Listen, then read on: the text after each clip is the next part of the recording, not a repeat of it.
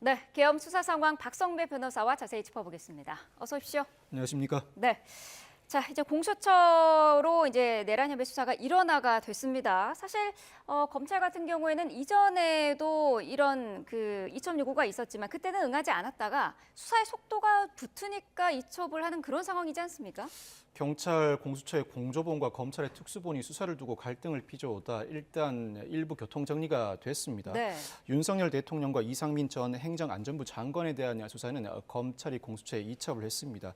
이 부분은 크게 두 가지 이유로 보입니다. 첫째는 윤석열 대통령이 현재 경찰과 검찰의 소환 통보에 응하지 않고 있는데 네. 피의자가 출석 요구를 했음에도 불구하고 불응하거나 불응할 우려가 있을 때는 체포영장을 발부할 수 있습니다. 그렇지만 윤 대통령은 두 기관이 동시에 소환 요구를 하고 있다. 어느 기관이 출석해야 할지 모르겠다는 입장을 피력하고 있습니다. 이 사유는 체포영장을 발부해야 할 판사 입장에서도 이중 위험에 해당해 영장 발부를 꺼리게 할 만한 사유라고 할 수 있습니다. 네. 뿐만 아니라 어느 한쪽에 출석해서 수사를 진행한다고 하더라도 즉 검찰 소환에 응해서 수사가 진행된다고 하더라도 공수처의 이첩 요구에 응하지 않은 검찰 수사는 위법하고 이로 인해 작성된 조서 이후에 이 조서를 바탕으로 수집된 각종 증거가 위법하다는 주장이 법정에서 현출될 가능성이 있습니다. 즉 예. 위법성 시비를 차단하기 위해서라도 검찰이 일부 교통 정리를 하고 일부는 공수처의 사건을 이첩해야 한다고 판단한 것 같습니다. 그렇지만 이미 검찰이 그 신병을 확보한 김영현 전 국방부 장관 등 군 인사에 대한 이첩은 더 이상 요구하지 않기로 했는데 네. 공수처법상 이첩 요구가 있을 때 관련 수사기관은 응해야 할 의무가 있습니다. 물론 강제 조항은 없습니다만 응해야 할 의무가 있다 보니 김영현 전 국방부 장관 등 검찰이 신병을 확보한 인사에 대해서는 공수처가 더 이상 이첩 요구를 하지 않는 쪽으로 가닥을 잡았습니다. 네. 예. 그럼 말씀을 들어보면 윤석열 대통령 측이 소환이나 출석에 불응해 왔던 그 명분이 좀 사라졌다라고도 평가할 수 있을 것 같은데 어떻습니까? 이제는 공수처가 소환 통보를 하고 통상 전화로 두어 차례 통보를 하고 응하지 않으면 출석 요구서를 발송하는데 네. 전화와 출석 요구서를 포함해서 서너 차례 소환 요구에도 불응할 경우에는 체포영장 발부가 수순이라고 할 수 있습니다. 이제는 소환 요구에 불응할 만한 명분이 없고 윤 대통령에 대한 출석 요구에 따른 체포영장은 압수수색 영장과 달리 군사상, 공무상 비밀을 요하는 장소라는 이유로 거부할 여지도 없습니다. 일단은 예. 소환에 응해야 할 상황으로 보입니다. 네. 자, 어제 이 결정에 대해서 사실 검찰 내부에서도 다른 의견도 사실 있는 것 같아요. 어떻습니까? 사실 특별수사본부가 검찰총장의 결정을 사전에 인지하지 못한 것으로 보입니다. 네. 이 특수본부장이 서울고검장인데 서울고검장이 어제 전격적으로 대검에 방문을 했다고 합니다. 네. 항의성 방문이라는 이야기도 들리고 있는데 사실 검찰은 내부적으로 윤 대통령 체포영장 발부를 위한 피의 사실 정리 단계에 접어든 상황이었다고 합니다. 즉 네. 영장 발부가 임박해 있는 상황이었습니다. 그럼에도 불구하고 대검과 공수처가 협의에 따라 윤 대통령과 이상민 행안부 장관에 대한 수사를 공수처에 이첩하자 내부에서 반발이 일어나고 있는 것 같습니다. 그렇지만 향후 위법성 논란의 시비를 차단하기 위해서는 공수처 이첩이 자연스러운 수순이라고 평가할 수 있을 것 같습니다. 네, 예. 위법성 논란이라고 말씀을 해주셨는데 사실 그런데 공수처의 이첩 요구를 거부를 하더라도 거기에 대한 강제적인 어떤 법적인 조항은 없지 않습니까? 예를 들어 특검의 경우 네. 상설 특검의 예를 들어드리면 특검이 관련 기관에 사건을 이첩하라는 요구를 했음에도 불구하고 불응할 경우에는 징계 요구나 상황에 따라서는 형사처벌도 부과할 수 있습니다. 그런데 네. 공수처의 이첩 요구에 대해서는 이를 강제할 만한 조항 자체가 존재하지 않습니다. 네. 또 언제까지 이첩을 해야 하는지 관련된 규정도 없습니다. 이에 따라 검찰이 즉각적으로 이첩을 해오지 않은 것으로 보이고 검찰 입장에서 반발할 수 있는 부분은 공수처도 과연 내란죄 수사권이 있는지 분명하지 않다. 검찰도 공수처도 직권남용죄의 관련 사건이라는 이유로 내란죄 수사에 나서고 있는데 네. 같은 입장이 있는데 우리가 상당 부분 수사를 진행해온 상황에서 굳이 왜 이 시점에 공수처의 사건을 넘기는가라는 내부 반발이 있을 수 있습니다. 예. 네. 자, 그런가 하면 이제 윤석열 대통령 측의 변호인단이 오늘 입장을 발표할 것으로 알려져 있는데 지금 이제 입장 발표를 앞두고 이런 교통 정리가 이루어진 상황에서 어떤 메시지가 나올 것으로 전망할 수 있을까요? 일단은 어느 시점이 되면 출석하겠다는 입장을 밝힐 것으로 보입니다. 네. 물론 사안 정리나 해명할 자료를 수집하고 변호인단을 구성하는 데 일부 시간은 걸릴지언정 출석 의사는 내비칠 것으로 보입니다. 출석 의사를 이제라도 내비치지 않을 경우에는 즉각적인 체포영장 발부가 불가피해 보입니다. 뿐만 아니라 최근에 헌법재판소가 관련 포고령이나 국무회의 회의록 등을 제출하라는 요구를 해왔는데 이에 대한 입장도 밝힐 것으로 보입니다. 그런데 문제는 회의록이 존재하지 않습니다. 회의록이 존재하지 않는다는 부분은 상당히 문제로 불거질 수 있는데 예. 비상계엄 선포는 헌법상 국무회의 심의를 반드시 거쳐야 합니다. 그럼에도 불구하고 회의록이 존재하지 않는다는 정황 자체가 국무회의가 존재하지 않았음을 방증하는 단서라 이 자체가 위헌성 시비에 크게 휘말릴 수 있습니다. 아마 입장 발표 내용에는 회의록은 정식으로 존재하지 않는다고 하더라도 실질적으로 국무회의 심의를 거쳤다는 항변도 포함될 것으로 예상됩니다. 아, 네. 예. 자, 어쨌든 공수처가 대통령에 관한 수사의 속도를 낼 것으로 보이는데 사실 그런데 대통령에 대한 기소권은 없지 않습니까? 어차피 검찰로 돌아오는 거 아니겠습니까? 공수처가 설립된 취지는 고위 공직자에 대한 기존 수사기관의 수사가 원활히 이루어지지 않는다. 수사에 방점을 찍어 설립된 기관이 공수처입니다. 그렇지만 그럼에도 불구하고 기소권을 가지고 있는 검찰과 비교적 가까운 인사라 기소가 제대로 이루어지지 않을 수 있는 대상, 즉 검사, 판사, 경무관 이상 경찰 공무원에 대해서만큼은 공수처에도 기소권을 부여했습니다. 그렇지만 네. 윤석열 대통령이나 이상무인 전 행안부 장관의 경우에는 이에 해당하지 않아 공수처가 수사를 완료한 이후에도 결국 기소를 위해서는 검찰의 사건을 다시 보내야 합니다.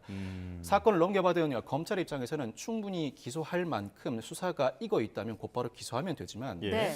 기소할 만큼 수사가 온전히 진행되지 않았다면 이때는 공수처에 재차 수사를 요청하거나 자체 수사를 감행할 가능성도 남아 있습니다. 예.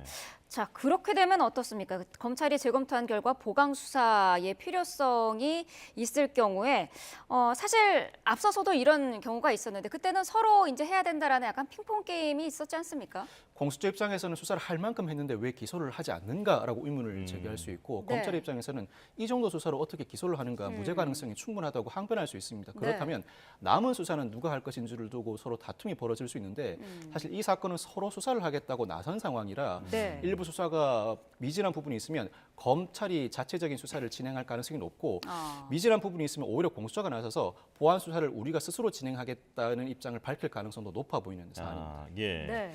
그런데 이제 공수처의 어떤 수사력에 대한 그런 우려나 지적도 좀 이어지고 있는 상황이거든요. 말 그대로 대통령과 이상민 전 행안부 장관의 수사를 맡게 됐는데 제대로 해낼 것인가라고 하는 그런 우려 섞인 시선도 있습니다. 이건 어떻게 평가하십니까? 이 사태가 불거진 이후로 공수처가 다른 모든 사건을 제쳐두고 이 사건에 올인하겠다는 입장을 밝혔습니다. 사실 네. 최상병 사건을 비롯해서 진행해야 할 굵직한 사건들이 많음에도 불구하고 우려가 제기되는 대목입니다. 물론 판결 확정에는 시간이 오래 걸립니다만 공수처 출범 이후에 아직 유죄 확정 판결을 받은 사건 자체가 존재하지 않습니다. 아, 예. 역량에 대한 의문이 상당히 많이 제기되는데 이 사안의 경우에는 공수처 홀로 수사를 진행하진 않죠. 공조본을 구성해서 경찰과 군사법경찰의 충분한 지원을 받고 있습니다. 적어도 위법성 시비를 탈피하기 위해서는 공수처가 직접 피의자 신문은 진행해야 하겠습니다만 관련 자료 수집이나 참고인 조사는 경찰과 군사법경찰이 충분히 진행해 줄 것으로 보입니다. 상당한 인력과 물적 지원을 받고 있는 만큼 다른 사안과 다르게 이 사건 수사에 공수처의 수사는 어느 정도 충분히 진행될 것으로 예상해 볼 수 있습니다. 네. 예. 애초에 검찰이 윤석열 대통령에 대해서 2차 소환 통보를 한 날짜가 오는 토요일 21일인데 그러면은 여기에는 응하지 않아도 되는 건가요? 소환 통보 일자를 지정한다고 하더라도 네. 그 날짜에 출석하지 못해도 다른 날에는 출석할 수 있다. 예를 들어 그 다음 주나 그 다다음 주까지는 출석할 수 있다. 이 정도 입장은 내야 판사가 체포영장 발부를 주저하게 됩니다. 그렇지 네. 않고 길도 지정하지 않고 또 아직까지는 준비가 안 돼서 더 이상 출석을 못하겠다고 항변한 경우에는 증거인멸의 우려 가능성이 지속적으로 제기되고 있는 상황이라 판사 입장에서는 체포영장을 발부할 수밖에 없고 만약 체포영장이 발부된다면 이때는 집행에 나서게 되는데 앞서 설명해 드린 것처럼 압수수색과 다르게 공무상 또는 군사상 비밀을 이유로 체포영장 집행은 막지 못하게 됩니다. 그럼에도 불구하고 사실상 경호처가 막아서는 경우가 있을 수 있습니다. 이때는 아마 경찰 인력이 상당수 동원돼 현장에서 공무집행 방해 혐의로 현행범 체포를 해 나가는 과정에서 체포영장을 집행하는 수순을 밟게 될 것으로 보입니다. 네. 예. 자, 그런데 이제 공수처가 포함되어 있는 이 공조본이 지금 대통령을 겨냥한 압수수색에도 계속 어떤 난항을 겪고 있는 상황입니다. 자, 그러다 보니까 한덕수 권한대행이 직접 이 대통령실 관련된 압수수색에 대해서 의견을 내야 한다라고 하는 그런 지적도 나오고 있는데 그런 권한이 있는 겁니까?